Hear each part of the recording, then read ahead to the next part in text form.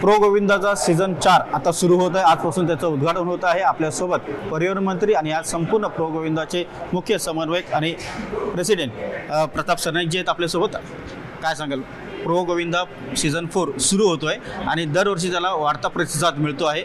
एक वेगळं दहीहंडी जे आहे ते रूपात आपल्याला पाहायला मिळते। 1996 पासून ठाण्यातल्या समतानगर परिसरामध्ये वर्तकनगर सारख्या ठिकाणी आम्ही दहीहंडीचं आयोजन करतो आणि गेल्या अनेक वर्षापासूनची माझी इच्छा होती की आमदार म्हणून मी काम करत असताना अनेक गोविंदांनी माझ्याकडे मागणी केली होती की ज्या पद्धतीनं प्रो कबड्डी केली जाते त्या पद्धतीनं प्रो गोविंदा का होऊ शकत नाही। आणि मी त्यावेळेस मुख्यमंत्री म्हणून देवेंद्रजी असताना विनोद तावडे राज्याचे क्रीडा मंत्री होते, मी त्यांच्याकडे मागणी केली की ज्या पद्धतीनं प्रो कबड्डीला आपण प्राधान्य देतो तशाच पद्धतीनं प्रो गोविंदा ही स्पर्धा झाली पाहिजे आणि त्यांना खेळामध्ये त्याचा समावेश केला पाहिजे। तर त्यावेळेस त्यांनी क्रीडा मंत्री म्हणून म्हणजे गोविंदाचा समावेश जो दहीहंडी खेळ 365 दिवसातून एका दिवशी व्हायचा त्यामध्ये त्यांनी बदल केला आणि 365 दिवसांमध्ये दहीहंडीचा हा दिवस जो आहे तो सण आहे आपला, परंतु क्रीडा म्हणून 365 दिवस तो खेळला जावा यासाठी त्यांनी सुरक्षिततेच्या उपाययोजना करून साहसी क्रीडा प्रकारामध्ये त्याचा समावेश केला।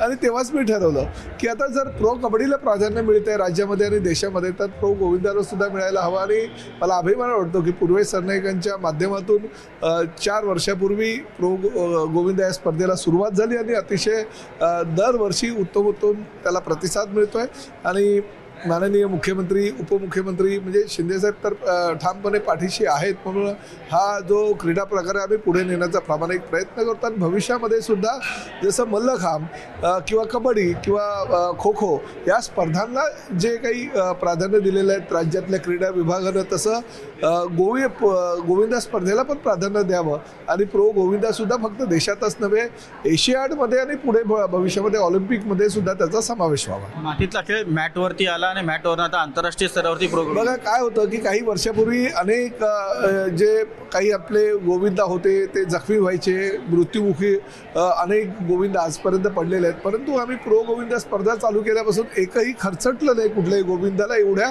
सुरक्षिततेच्या उपाययोजना करून आपण ही स्पर्धा आयोजित करतो आणि त्यामुळे मला असं वाटतं की कबड्डी खो खो सारख्या या स्पर्धाला प्राधान्य देणं गरजेचं, फक्त सुरक्षिततेच्या सगळ्या उपाययोजनांचा विचार करून कुठलाही गोविंदा जखमी होणार नाही, मृत्युमुखी पडणार नाही याची काळजी घेऊन जर स्पर्धा राज्यामध्ये विविध ठिकाणी जिल्हास्तरीय आयोजित केलं तर त्याला प्राधान्य मिळेल। मुख्यमंत्री आणि उपमुख्यमंत्री देखील या आजच्या सोहळ्याला येणार आहेत।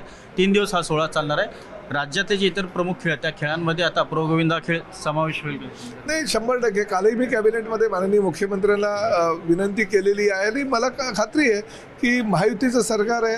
प्रो गोविंदामध्ये प्रामुख्यानं ह्या मुंबई ठाण्यातीलच नव्हे तर राज्यातील सगळे तरुण सहभागी होत असतात, तर ह्या खेळाला प्राधान्य देणं ही काळाची गरज आहे। धन्यवाद तुम्ही न्यूज 18 मराठीशी बोलल्याबद्दल। व्हिडिओ जर्नलिस्ट सुधीर जाधव सह उदय जाधव, न्यूज 18 मराठी, मुंबई।